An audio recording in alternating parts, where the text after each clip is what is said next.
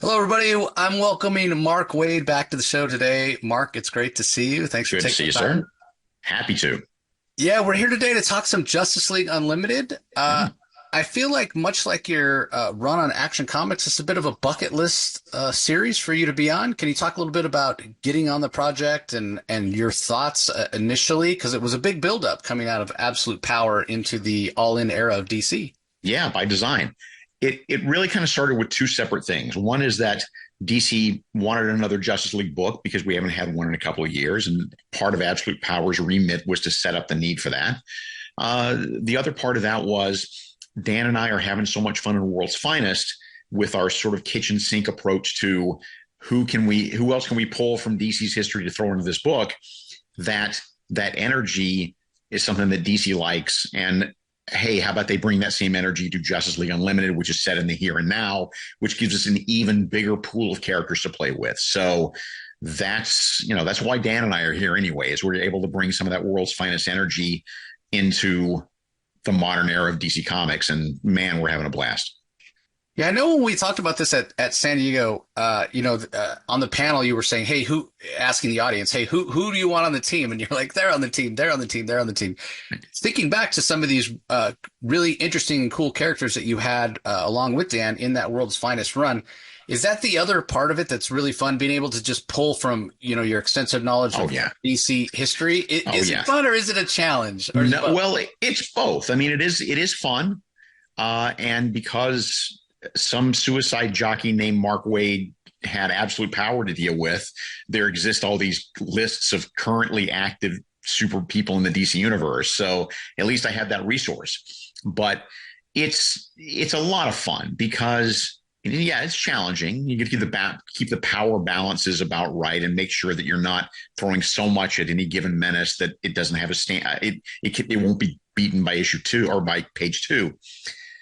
But the way I tend to think about it as I put these teams together from a creative standpoint, not from a in continuity standpoint, is I want in every issue, I want there to be two or three of the, or maybe more of the main players that you'll see on the cover of that first issue right there behind you. Superman, Batman, Wonder Woman, Star Sapphire, Black Lightning, Flash, that alpha group.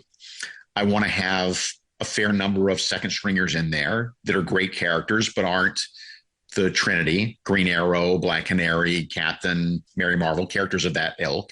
And then I also want to make room in every issue, whether it's in the subplot or whether it's in the main action, to give you some sort of deep cut character that maybe you don't even know about, even if you've been reading comics for a long time, like a Dr. Occult or a Xanthi from Spirit World or a Airwave as a really good example for that first issue. So that's kind of how I balance it, and that's kind of how I approach putting the book together.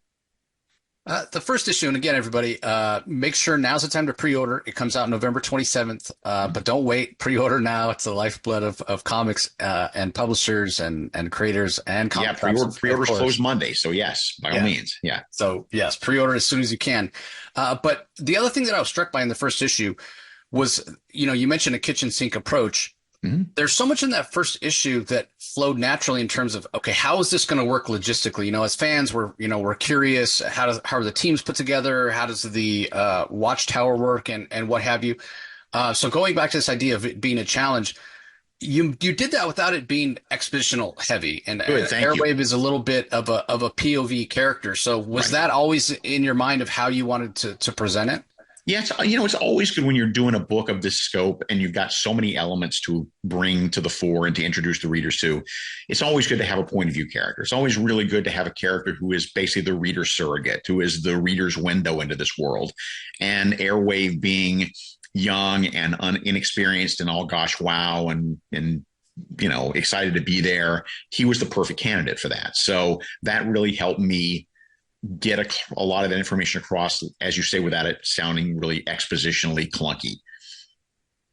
Well, the other thing, there's a curveball, everybody, and obviously we're not going to spoil. Yeah. There's a huge curveball, Yeah. and I'm not even sure. Do you remember what you said when I last time we had you on about absolute power? And I was like, I don't know how Green Arrow, he's got to be a double agent, and I loved it because you didn't say anything that wasn't true. You're just like, oh, I don't know how Green Arrow could get away with it Right. with mind readers and people So again, I got to go back to, okay, you've set it up. We've got a Yep. POV character. Mhm. Everything is there that we need, but you're going to throw in a little twist. Like, is that the fun for you as a writer to throw in those little twists and keep us as readers guessing what the heck's going on? Totally, totally. I mean, that's my and sometimes, I mean, in this case, I kind of know where I'm going, but not completely. Mm. And a lot of times, I don't even know where I'm going. I just like throwing that curveball in because I figure if I don't know, then you won't be able to guess, and everybody will be surprised. Which is what you want out of a readership. You want people to be. If I don't know, you can't guess, so we will both be shocked. Yeah, yeah. Again, a fantastic hook and a great first issue.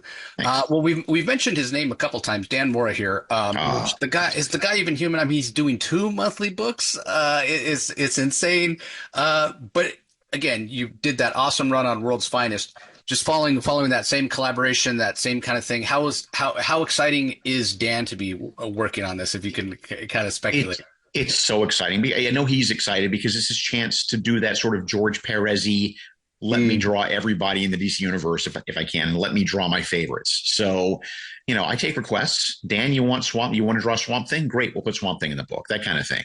Um, and it's just so great to work with him because he's so energetic. I mean, it is at this as of this moment, it is 2:36 p.m. California time. He has already done 2 pages of issue 3 as of now, and he probably will do a third by the day. And they look amazing. And they come in like clockwork. So one of the best things about working on this book is that every morning when I open my email, one of the first things I will always see every morning without fail is pages from Dan. Wow, it's like Christmas every day. Yep. Well, And Tamara, and let me jump in here, Tamara Bonvillain too, who is his longtime colorist, did World's Finest with us, and it goes back with Dan even before that. God, bringing the thunder. I mean, really bringing the thunder in this. And this is not as you can imagine, a book with 8,000 characters in it. Every issue is not easy to do, but she makes it look easy. yeah, she does a fantastic job, and I want to talk about kind of the cosmic feel or the really epic feel, and we'll get to that in a second. But the other part of this that I want to bring it back to with Dan is, not to say that you're, an old guy and not excited anymore, but you've been doing this a long time. So, Right. there, and again, when you do something for a long time, you can sort of lose the forest for the trees, Mm-hmm. so to speak. So the fact that this is Dan's, first time on a big book like this with a ton of people, is that energy like affecting you? Is like, oh yeah, I remember why we're doing this. Like when I was a kid, I love these characters. Is there any bit of that at all? Oh, absolutely. I mean, it would be, this would be a completely different book and a completely less exciting book for me if it were drawn by just some average C-lister who just, we reached in the pile of C-list artists and grabbed somebody by the neck and brought them out. It wouldn't be as much fun, and it wouldn't inspire me to those levels either. But nothing gets me revved up like looking at Dan's pages and going, okay, that's the energy he's bringing. I got to match that. Yeah, yeah, 100%. Well, we mentioned the colors. We mentioned Dan's art. This Mm-hmm. does feel epic. Coming out of the previous Justice League that started with Scott Snyder, it was very much a Justice League in a particular time, and it stayed that throughout. Talking about the totality and that sort of thing. And Mm-hmm. I don't want to say that it was morose, but it was there was a feel to it of it being very focused on what it was. Yeah, This and feels there was a gravitas to it. There was a heaviness Yes, to it. Yeah, exactly, exactly. That's exactly the right way to put it. This just feels big. It feels huge, and kind of going along those lines, the threat that we are introduced to in the mm-hmm. first issue also feels very big. It feels like, man, we do really need a Justice League Unlimited because they got a lot of stuff going Yeah, on. Again, very purposeful, and we're going to see this really as a core book of the all-in DC era. Is that accurate to say? absolutely. This book is the flagship book. This book is the narrative through line for the rest of the DC universe for the foreseeable future. And it's, we're not dictating to other creators what they can and can't do, but we are encouraging them to play. And they're picking up that challenge in spades. What's being done with the Black Lightning book, what's being done with the Question, what's being done with the Challengers. All the creators working on those books have thrown new ideas at me about what could the Watchtower have in it, or how their characters could play a role in the Justice League Unlimited beyond just showing up as a cameo character, and all their ideas are great. And so the more of that we can get going, it's a place for everybody in the DC universe, both the characters and the creators, to play and come enjoy being part of this energy. So, yeah, we're the through line, we're the spine. Yeah, you mentioned a couple of characters are specifically Black Lightning, and you say the word Watchtower. Immediately, I go all along the Watchtower, Alex Segura's book with Renee Montoya Question, who's the head of security here. So Right. you're very much talking, and it's a back and forth with those groups. Oh, yeah, What's yeah. in your book? And yep, totally. We are in constant communication, and editor Paul Kaminsky and Marcus Draper, they're doing the Lord's work of making sure that scripts are being passed back and forth, and artwork's being passed and forth, and then I'm kept informed, and they're kept informed, and we talk to each other on social media, we call each other up. Josh Williams and I talk all the time. So that's part of the fun of it, is that we get to bring that energy not just into the pages of the book, but we get to bring that energy to each other. yeah, that is really one of the special things about the DCU, other than legacy. And people, it gets a bad rap, the word continuity sometimes. Right. But I think for fans, it's what's fun that, hey, I'm reading the Renee Montoya miniseries, and I'm, really enjoying it. And then I'm reading Justice League from Mark and Dan, and I see references that call back, and it can also pull people in. Hey, maybe you're not reading All Along the Watchtower. There's a line here in Justice League that then pulls you into that. That's exactly it. I never want the fans to feel like they have to read a comic to get a story. I want them to get to something and go, I want to read what comes next over here.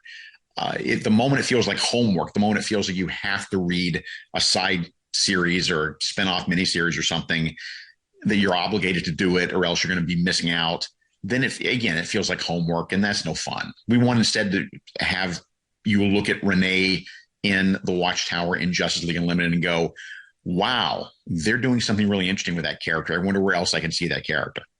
Yeah, exactly. And again, everybody, having read the first issue, it's so awesome. Is there any and it feels like the sky's the limit with ideas. Oh yeah. Is it tough to kind of rein, okay, what am I going to fit in this issue? And you must have it plotted out for quite a while, because again, it just engenders so much potential. I do. I do. And it is a challenge. I mean, luckily Dan can draw anything, and Dan is not shy about 6-panel pages. So God bless him. But to make the room and the space for what we need to do, it's a real challenge. I'll give you an example. Like the first issue is 22 pages. Second issue, it turns out we were going to do 20 pages, but I misunderstood. I thought we were going to do 22. So I did turn in a 22-page script. We managed to get it through budget, but when they originally said, can you pull it back to 20? I was like, it's a Jenga game at that point. There's just so many pieces in this 22-page script. If I move one piece, the whole thing's going to collapse. So it's a challenge to get that in 20 pages every issue. Yes. But, and with that said, that means that with so many characters to work with, so many characters to service, so many plot lines to service, that a couple of the runners will be quickly resolved, but there will be a couple of other runners that are slower burns. Like some of the stuff that we talked about at the end of issue 1 is going to be a lot slower burn. It's not like that's page 2 that's not like it's page 1 of issue 2, right? Right. Slower burns, but more satisfactory finales that way. Well, I'm fine with that. I mean, I love it. I think back of the comics of my youth where we had some of these plot lines that went on longer. If I get one panel in issue 2 and maybe 2 panels in issue 3 that are referencing that last page, as long as I know you haven't forgotten and it's coming. Exactly. You're building the dramatic tension. Yep. Thank you. The other thing about this with such a big, like we've heard so many times, okay, team books are a challenge because you got to give everybody a spotlight. You really have amped that up to 11 by putting everybody, every hero. Yeah. And so again, we do need a big threat in terms of threat level to kind of service that. But have you had a lot of people reaching out or on social media saying, hey, when's this person going to show up? When's that person going to show up? It's probably going to be tough, right? Absolutely. And the answer is almost always yes, unless I think what was the one at San Diego? It was Jonah Hex. I said, and that's the only one I can think of that's not going to show up. And that's a time thing. What are you going to do? And even then, I might find a reason for Jonah Hex to show up in the book. Who knows? But that's the fun of it, is that I want to believe that there's a unique take on every character in the DC universe. I want to make sure that when I'm using these characters, even if it's 7 different characters that are not normally together and they're up against a menace, I want to make sure that every one of them has, even if it's just one line of dialogue, just some moment that distinguishes them so that they are not just, oh, anybody could be in this panel. Yeah, yeah, exactly. And it is an exciting time. And again, everybody, now's the time to pre-order. As Mark said, final order cutoff is coming this Monday, 11/27. It's going to be in comic shops. Scott Snyder and Josh Williamson just killed it on the All-In special with kind of this new status quo, and Darkseid's off the table for now. And I want to be clear, everybody. We want to enjoy the journey, right? It's not. I'm sure you already have people going, "When's Darkseid coming back? When's Dark?" We're gonna get there. But there is a sense, right from the first issue, that we're already building to something big. It may not necessarily be the Darkseid storyline, but in terms of how this book feels, it almost feels like an event book every issue. But I'm assuming that we're building to something big. You already have plans of another, I don't want to say absolute power level, but some big event that's going to take everything to the next stage. Yeah. That is cooked in, that is built in. And like you said, we're starting like running, because I mean, one of my least favorite phrases in all of comics is, well, we're setting the stage. No, you get 20 pages. You don't have time to set a stage. Shut up. This isn't black box theater. Tell your story. Jump in. Start the story as late as you possibly can, and we'll catch up.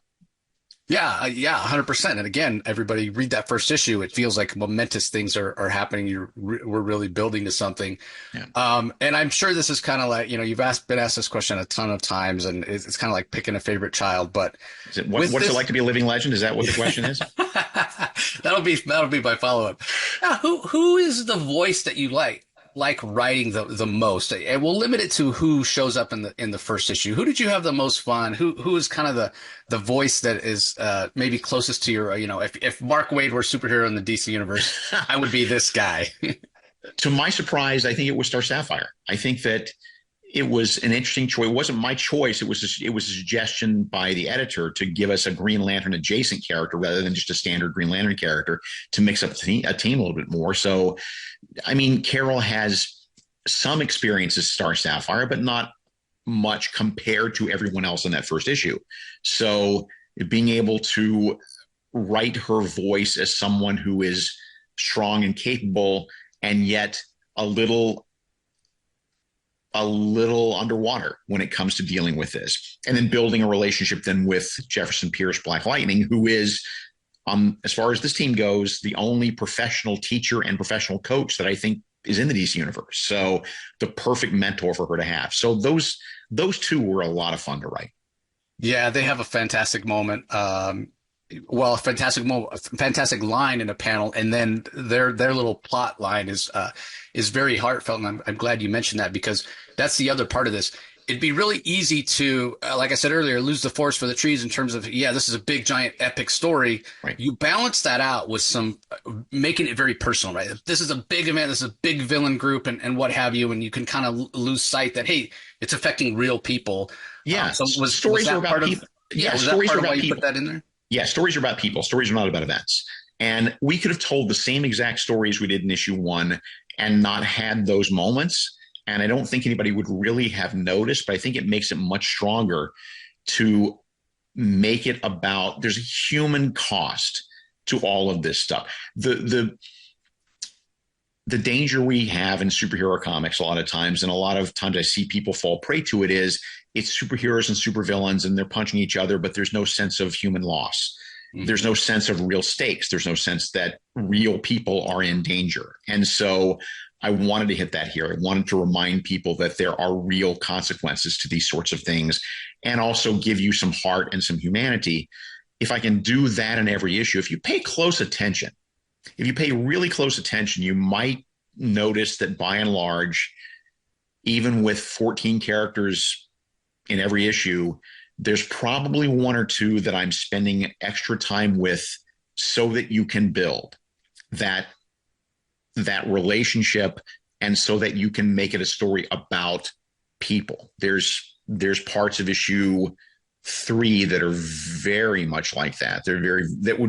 I think I'd be curious to see whether or not readers can pick up on, oh, I see at which point he decided who the story is really about.